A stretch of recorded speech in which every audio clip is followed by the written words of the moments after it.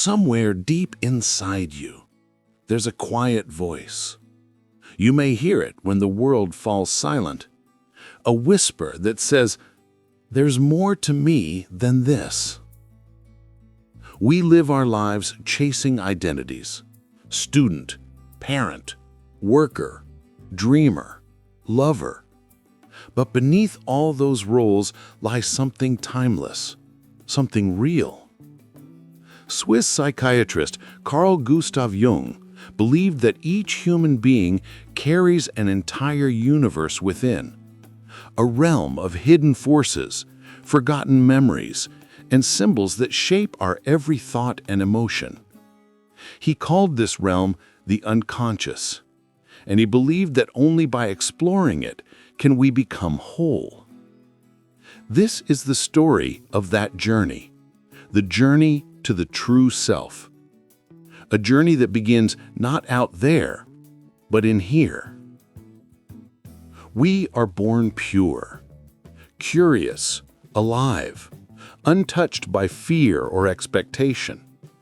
A child laughs without needing permission. It cries without shame. It dreams without limits. But slowly, the world teaches us how to be. Be good. Be strong. Don't cry. Fit in. Each word becomes a brick in the walls of our personality. We build a version of ourselves that others approve of, and bury the parts that make them uncomfortable. Jung called this constructed version the persona, the mask we wear to face the world. It's useful. It helps us survive. But when we mistake the mask for our true face, we lose touch with who we really are. Behind every smile, there's a story. Behind every success, a silent fear of not being enough. We perform roles we didn't choose, until one day, the mask begins to crack. And through that crack, the real self begins to whisper again. When we were children, we were told certain emotions were bad: anger, envy, desire, sadness. So we buried them deep. But those feelings didn't disappear. They became part of what Jung called the shadow. The shadow is the side of you that you hide, the part you don't want others to see.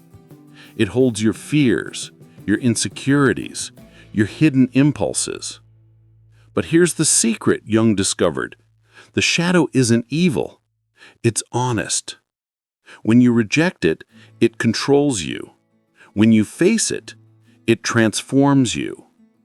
Every outburst of anger, every sudden jealousy, they're messages from your shadow asking to be seen.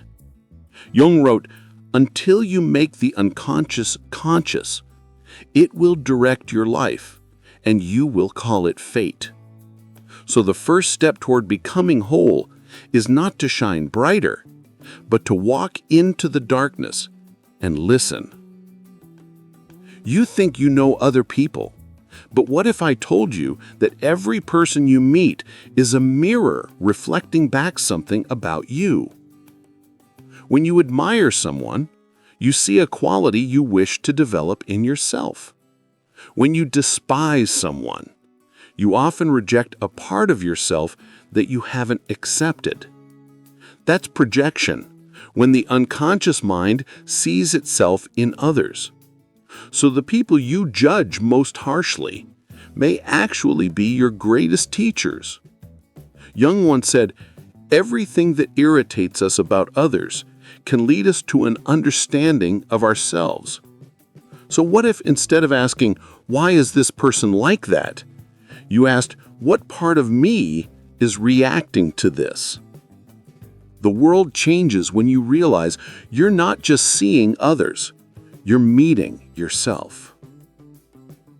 Each night, while your body sleeps, your soul tells stories in the form of dreams. To Jung, dreams weren't random. They were letters from the unconscious, written in the language of symbols. If you dream of falling, it might not mean danger. It might mean surrender. If you dream of a house, it might represent your inner self. Each room a different part of your mind. The unconscious speaks in metaphors, the way art and poetry do. And if you learn to listen, your dreams can guide you back to balance.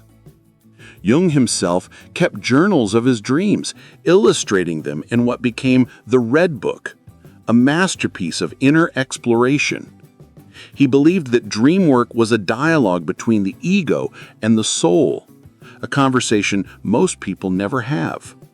So tonight, when you dream, ask, what is my soul trying to tell me? Inside every human being live timeless patterns, ancient forces Jung called archetypes. The hero, the mother, the lover, the sage, the shadow, the trickster. These aren't just mythological figures. They are parts of you. The hero pushes you to face your fears. The lover teaches connection and surrender. The wise old man appears when you need guidance. The trickster challenges your certainty, forcing you to adapt. That's why stories and movies move us so deeply.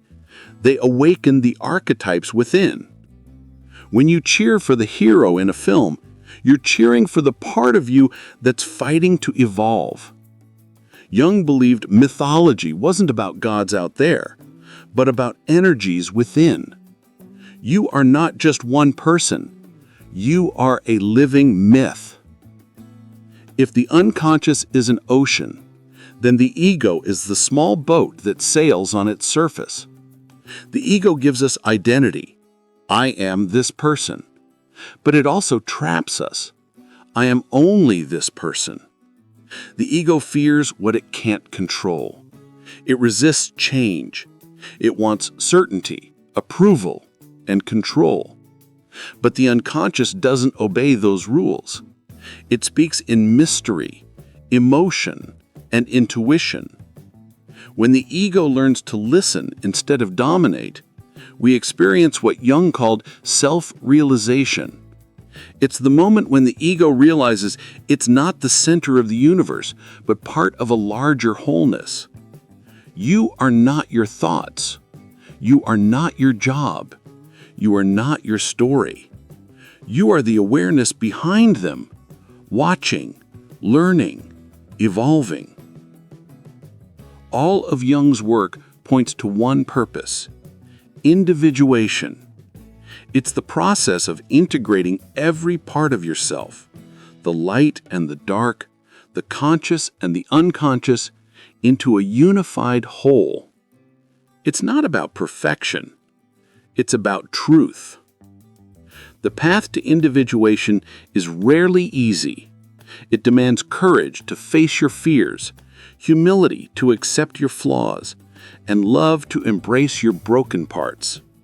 You'll lose people who only knew your mask. You'll walk through loneliness and confusion. But on the other side, you'll meet the only companion who will never leave you: your true self. To individuate is to become who you were meant to be before the world told you who to be. At the core of Jung's philosophy lies one symbol: the self. It is not the ego. It is not the mask. It is the totality of who you are, conscious and unconscious, human and divine. Some call it the soul. Some call it God within. Jung once wrote, "The self is our life's goal, for it is the fullest expression of that fateful combination we call individuality."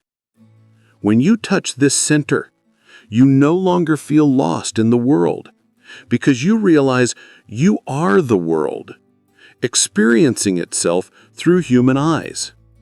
The outer journey and the inner journey become one. You began this journey searching for who you are, and you discovered that you were never truly lost. Your light and shadow, your joy and pain, they are not enemies, but threads of the same tapestry. To know yourself is not to become perfect, but to become whole. And when you become whole, you see that every person, every experience, every dream was guiding you back to you. So breathe, be still, and remember, you are not becoming who you should be. You are remembering who you already are.